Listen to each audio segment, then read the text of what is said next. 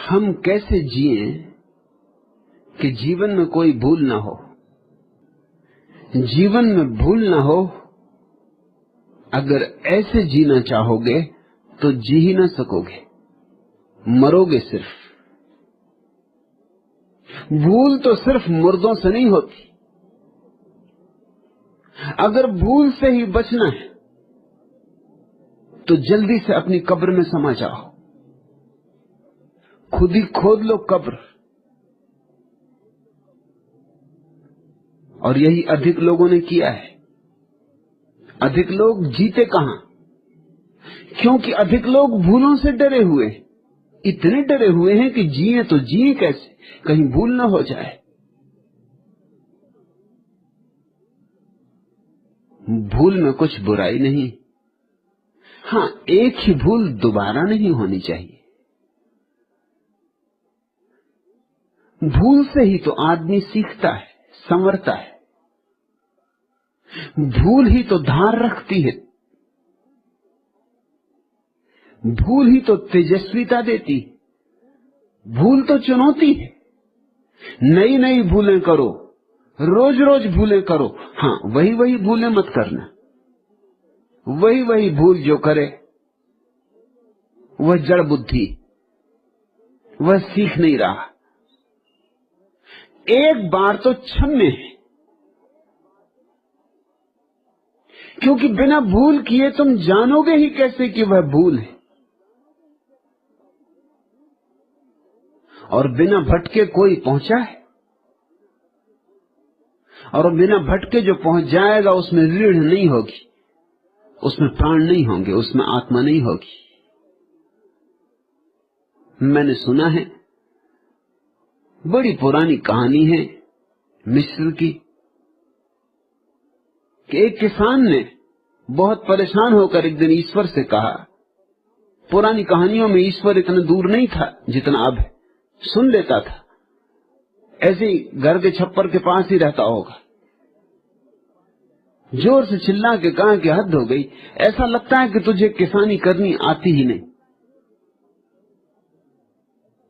अगर एक साल मौका मुझे दे तो मैं तुझे दिखलाऊं कि किसानी कैसे की जाती। सब उल्टा सीधा चल रहा है। जब पानी की जरूरत है पानी नहीं गिरता, बढ़ते पौधे सूख जाते। जब पानी की जरूरत नहीं तब पानी गिरता है, बड़े बड़ा पौधे बाढ़ में बह जाते। और फिर कितने कीड़े, कितने मकोड़े, और कितनी टिड्डी दल, और कितना कुहासा। तुझे कुछ होश है? तुझे खेती बाड़ी का कुछ पता है? ईश्वर ने कहा तो ठीक, इस साल तू संभाल, इस साल तू जैसा चाहेगा वैसा ही होगा। किसान ने सारी योजना बनाई, जीवन भर का अनुभवी किसान था। पाले देखे थे, ओले देखे थे, तूफान देखे थे, आंधियां देखी थी, अंधड़ देखे थे, बाढ़ देखी थी, सूखा देखा था, सब देख चुका था। उसने बड़ी व्यवस्थित योजना बनाई और उसकी खुशी का कोई ठिकाना न था। जब उसकी गेहूं के वृक्ष, गेहूं के पौधे आदमी के सिर के ऊपर जाने लगे तो उसने कहा अब पता चलेगा परमात्मा को खेती कैसे की जाती। और बड़ी बड़ी बालें आई, पौधे भी बड़े थे और बड़े हरे थे।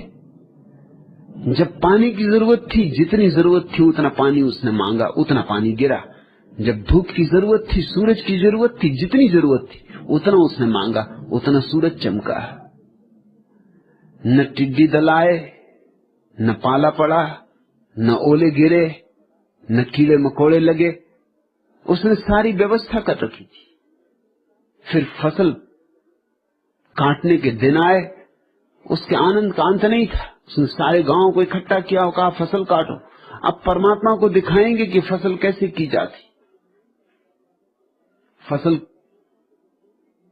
काटना क्या था, उसके प्राण पर जैसे छुरी चल गई। वो बालें तो बहुत बड़ी बड़ी थी लेकिन उनमें गेहूं नहीं थे। उसने परमात्मा से कहा ये क्या हुआ, ये क्या मजाक हुआ, इतनी बड़ी बालें, इतने बड़े पौधे, इतनी व्यवस्था, सब चीजें समय पर मिली, गेहूं क्यों पैदा नहीं हुए? आकाश से खिलखिलाहट की हंसी आई। उसने कहा तू पागल है, गेहूं पैदा होने के लिए संकट चाहिए, असुविधाएं चाहिए। तेरी बालें पोच रह गईं क्योंकि न तूफान आए, न आंधियां आई, न जम के वर्षा हुई, न सूरज से आग बरसी। तूने सारी सुविधा कर दी, तूने सारी व्यवस्था कर दी, तो बालें पोच रह गईं। संकट में, संघर्ष में, चुनौती में आत्मा पैदा होती। भूलों से मत डरो हरिदास, जी भर के भूलें करो, बस एक ही भूल दोबारा मत करना। अगर इतना ही स्मरण रहे तो हर भूल तुम्हें पाठ दे जाएगी, हर भूल तुम्हें आगे बढ़ा जाएगी। मगर तुम्हें ये बात सिखाई गई सदियों सदियों से, हर समाज, हर संस्कृति में यही आग्रह, भूल मत करना, और इसलिए कारण लोग मुर्दा हो गए। भूल मत करना, जरा रास्ते से हट के मत चलना, लीक पे चलो, जरा भी लकीर से यहां वहां मत होना।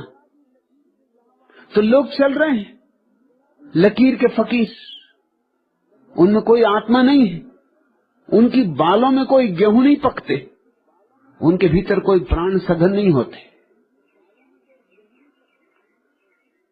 उनके भीतर एक तरह की नपुंसकता रह जाती, उनके भीतर बल नहीं पैदा हो पाता, पौरुष नहीं जगता। सुरक्षित, सब भांति सुरक्षित, कैसे पौरुष जगे? उनके भीतर प्रतिभा में भी जंग लगी रहती, उनकी प्रतिभा में भी निखार नहीं आता। उनका दिया भी जलता है तो धुआं धुआं, रोशनी कम। भूल ही नहीं की जीवन में। तुम्हें मुझसे शिकायत है कि मैं बदल गया हूं, और मुझे भी तुमसे शिकायत है कि तुम क्यों नहीं बदले। तुम्हें शिकायत है कि मुझे बदलने पर अफसोस नहीं है, और मुझे शिकायत है कि तुम्हें न बदलने पर पश्चाताप नहीं। तुम्हारा कहना है कि बदलने से मेरा ह्रास हुआ है, और मेरा कहना है कि ह्रास भी हुआ है तो मेरा विकास हुआ है, लेकिन तुम जड़ हो इसका मुझे विश्वास हुआ है। चैतन्य कैसे पैदा होता है? ऐसे ही पैदा नहीं हो जाता, चुनौतियां चाहिए, नहीं तो तुम जड़ रह जाओ। इस बात को तुम खूब गांठ बांध के रख लो, भूलों से बचना मत, अपने को संभाल संभाल के मत चलते रहना, राजपथों पर ही मत चलते रहना, कभी कभी पगडंडियों पर भी जाओ, बीहड़ वनों में भी उतरो, जहां खो जाने का डर हो वहां भी तलाशो, जहां से लौटने की संभावना ना हो वहां भी पंख मारो। अगर जल भी गए तो भी तुम्हारे भीतर आत्मा पैदा होगी, अगर भटक भी गए तो भी तुम्हारे भीतर बल पैदा होगा। अगर मुसीबतें भी आईं तो मुसीबतें तुम्हें नुकसान नहीं पहुंचाएंगी। थॉमस अल्वा एडिसन बिजली की खोज में लगा हुआ था।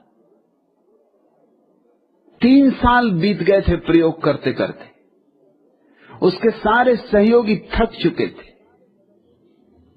लेकिन वो रोज सुबह आता बूढ़ा और उसी उमंग, उसी उत्साह से फिर काम में लग जाता। 3 साल में कम से कम 700 प्रयोग असफल हो गए थे। उसके सहयोगियों का तो ख्याल था कि बिजली पैदा हो नहीं सकती। और एडिशन जिद में पड़ा है, 700 बार असफल हो गए, अब और कितने बार असफल होना है? 700 बार भूल हो चुकी, जाहिर है अब बच जाना चाहिए, अब जिंदगी इसी में खराब करने की कोई जरूरत नहीं। एक दिन वे सब इकट्ठे हुए और उन्होंने एडिशन को कहा कि अब बहुत हो गया, 3 साल खराब हो गए, 700 बार हमारे प्रयोग असफल हो गए, अब कब तक हम यही करते रहेंगे? और आपको हम देखते हैं तो हमारी छाती और बैठ जाती। आप रोज सुबह उसी उमंग, उसी उत्साह से चले आते, न उदासी, न हताशा, न निराशा। आपको पता है कि 700 बार प्रयोग असफल हो चुका है। एडिसन ने कहा मुझे पता है, इसलिए तो मेरी उमंग रोज रोज बढ़ती जाती कि अगर समझ लो 1000 गलतियां हो सकती तो 700 तो हम कर चुके, अब 300 ही बची।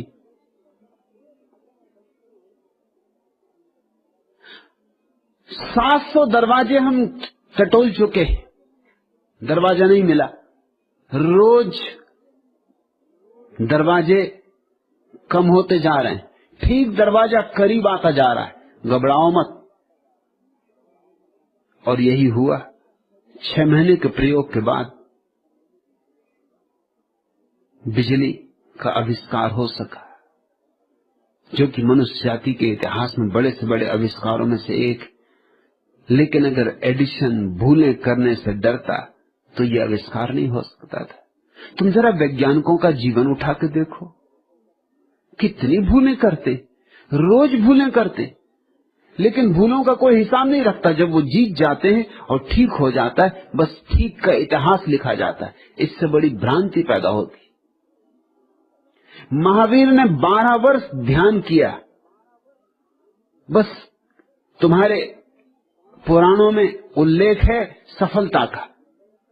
12 वर्ष क्या कर रहे थे? 12वें वर्ष सफल हुए, लेकिन 12 वर्ष तो जरूर हजारों भूलें की होंगी,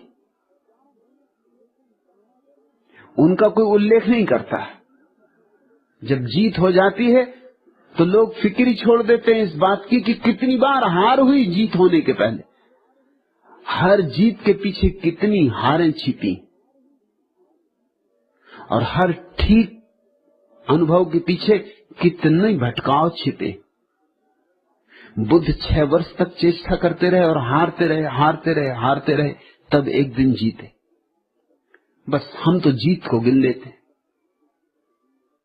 और उन हारों को छोड़ देते और उन भूलों को छोड़ देते। इससे हमारे सामने एक बहुत ही गलत धारणा निर्मित होती। हम बच्चों को सिखाते हैं भूल मत करो, हम बच्चों से कहते हैं जो ठीक है वही करो। ठीक करने की चेष्टा में बच्चे क्या करें? अनुकरण करें, कार्बन कॉपी हो जाएं।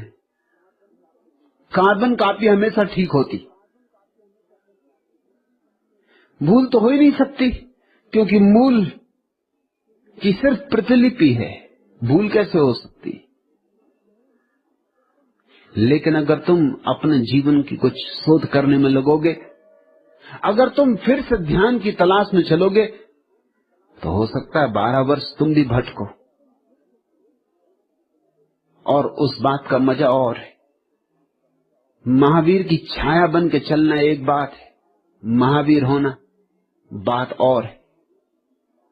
मोहम्मद ने जो कहा उसको दोहराते रहना तोतों की तरह एक बात है, और मोहम्मद ने जैसे जाना उन सारी भूलों को करके गुजरना, उन सारे कंटकाकीर्ण मार्गों को पार करना, वो सारी फिसलने रास्तों की, वो गिर जाने के डर, वो बहुत बार गिर जाना, घुटनों का टूट जाना, लहूलुहान हो जाना, वो बहुत बार अंधेरी रातों में भटक जाना, बहुत बार निराश हो जाना, बहुत बार सुबह का धागा हाथ से छूट छूट जाना, वह सब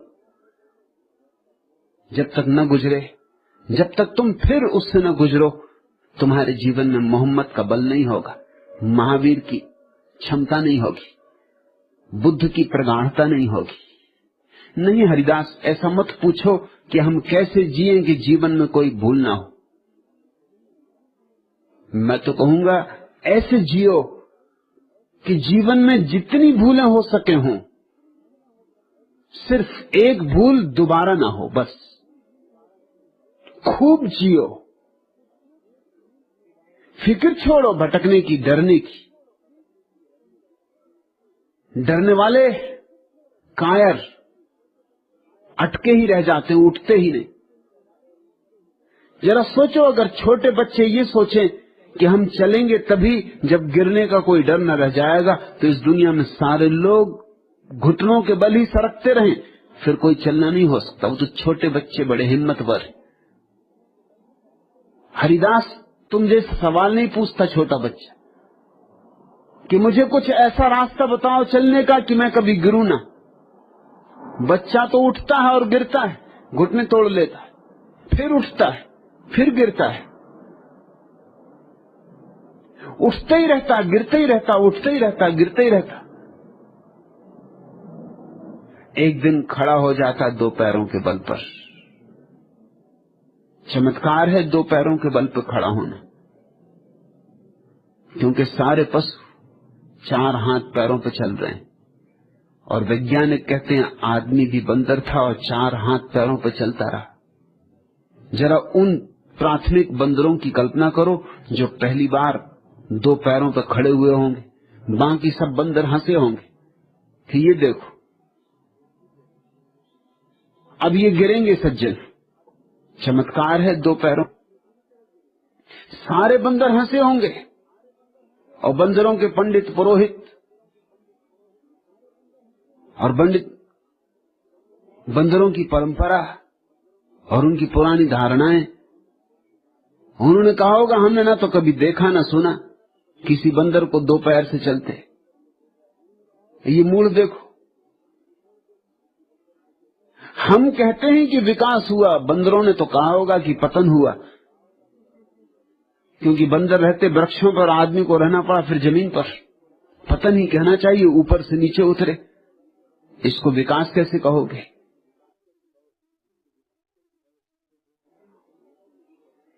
लेकिन जो पहले बंदर दो पैरों पर चले बहुत बार गिरे होंगे, बहुत बार गिरे होंगे। जैसे छोटा बच्चा गिरता है, उनके घुटने टूट गए होंगे, लहूलुहान हो गए होंगे, लेकिन फिर भी वे कोशिश करते रहे। उनकी कोशिश एक दिन सफल हुई। उनकी सफलता से ही मनुष्यता का जन्म हुआ, क्योंकि जिस दिन दो हाथ चलने के काम से मुक्त हो गए, उस दिन दो हाथ और दूसरे काम के लिए मुक्त हो गए। फिर हम बहुत कुछ काम कर सके। अगर चारों हाथ पैर चलने में ही लगे रहें तो कुछ और नहीं किया जा सकता। आदमी ने दो पैरों पर चलना छोड़ दिया, दो हाथ बिल्कुल स्वतंत्र हो गए। अब इन स्वतंत्र हाथों से आग जलाओ, अस्त्र बनाओ, शस्त्र बनाओ, मकान बनाओ, बैलगाड़ियां बनाओ कि हवाई जहाज बनाओ, अब तुम जो भी चाहो करो। ये दो हाथ मुक्त हो गए। इन दो मुक्त हाथों में सारे मनुष्य का विकास छिपा है।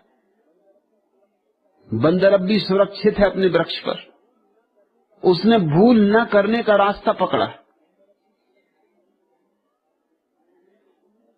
नहीं तुम ऐसा पूछो ही मत। मैं तो तुम्हें चुनौतियों को अंगीकार करना सिखाता हूं, तभी तुम्हारे जीवन में सुबह होगी। और जितनी अंधेरी रात होगी उतनी ही प्यारी सुबह होगी।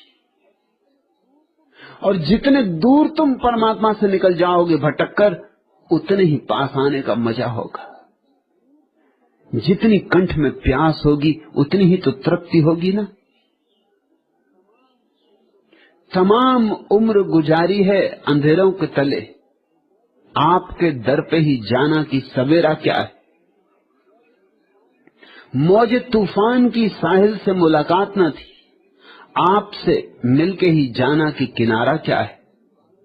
सुलगती बालू में छाया है बस बबूलों की, आपकी छाए मिले फिर से सहारा क्या है।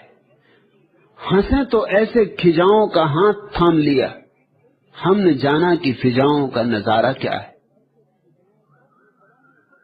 पतझड़ों में वसंत छिपे हैं, जरा पतझड़ों में तलाशो, और भूलों में भटकाओं में सत्यों के मंदिर छिपे हैं, जरा भूलों में भटकाओं में खोदो, गहरे खोदो। जो व्यक्ति भूल करने से बचना चाहता है उसका साहस समाप्त हो जाता है, वह कायर हो जाता है, और कायरों के लिए इस जगत में कुछ भी नहीं।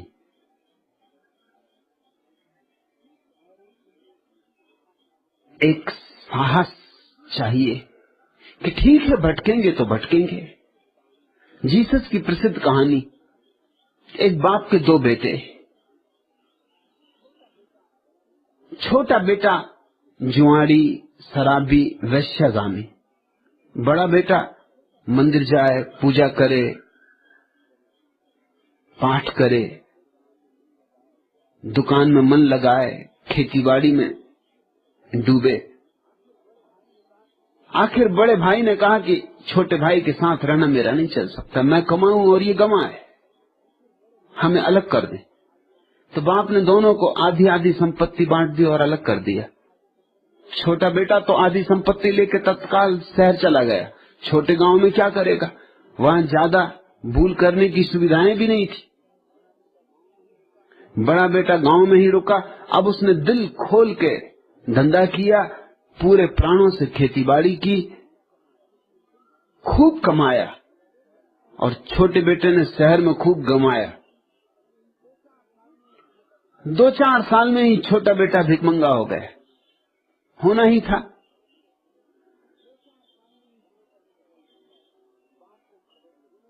बाप को खबर लगी कि छोटा लड़का भीख मांग रहा है, सब बर्बाद हो गया।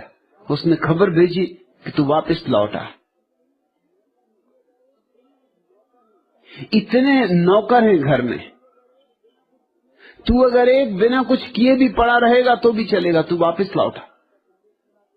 बाप का संदेश मिला तो बेटा वापस लौटा, और जब बेटा वापस लौटा तो जीसस ये कहानी बार बार कहते हैं कि बाप ने घर में दिए जलवाए, दीपावली मनवाई, बंधनवार सजवाए, फूल लटकवाए।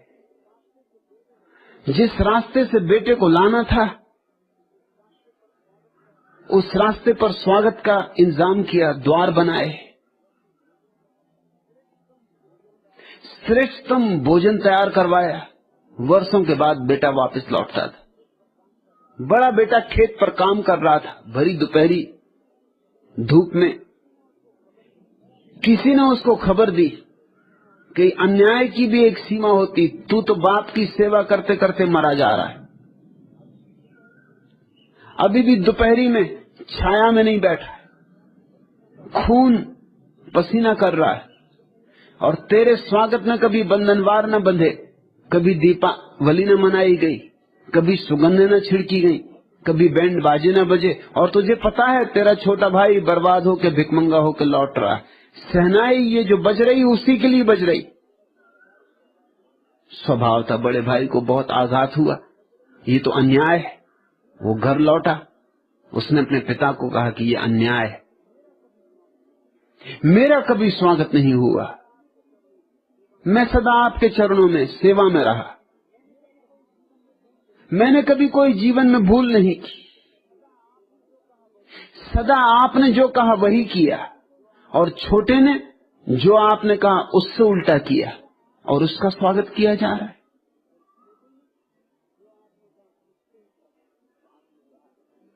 बाप ने कहा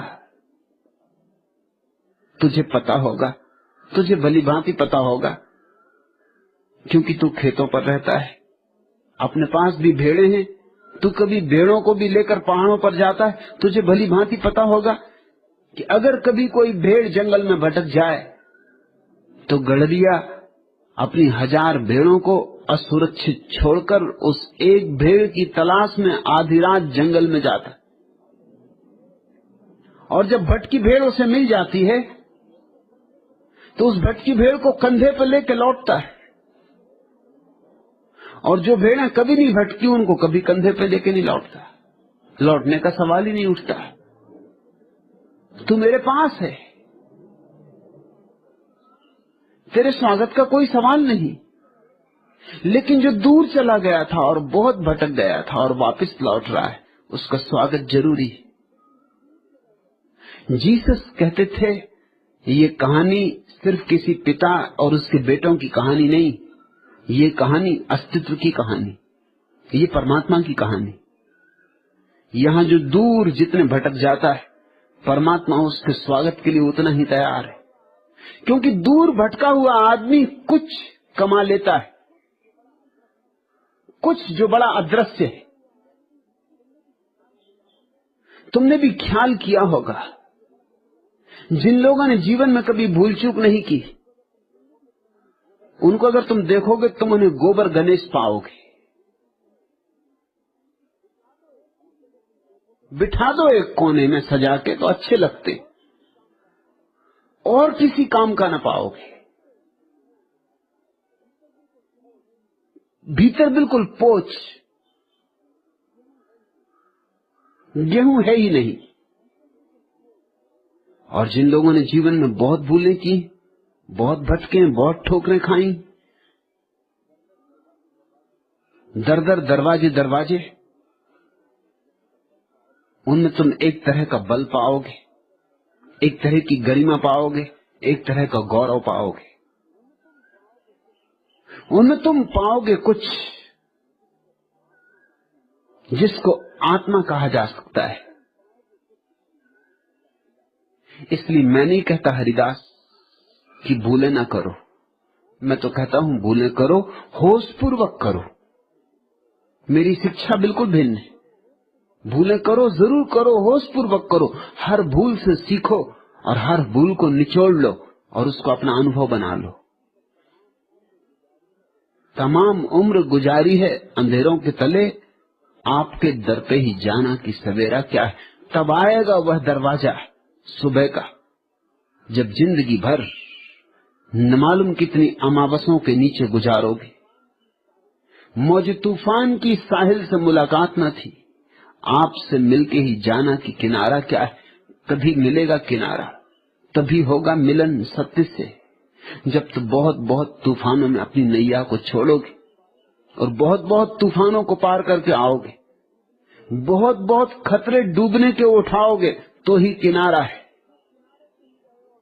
जो किनारे पे ही रहे और तूफान न जाने, उनके लिए क्या खाक किनारा है। जो तूफानों को पार करके आए, उनके लिए ही किनारा किनारा है। जिन्होंने मझधारों को किनारा बना लिया, उनके लिए ही किनारा किनारा है।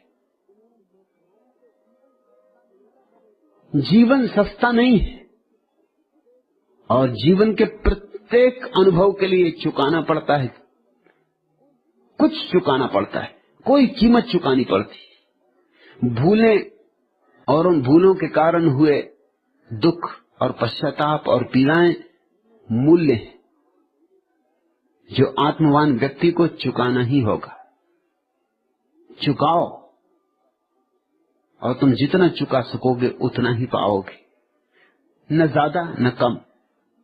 इस जगत में अन्याय नहीं है, प्रत्येक को उतना ही मिलता है जितनी क्षमता वो अर्जित कर लेता है।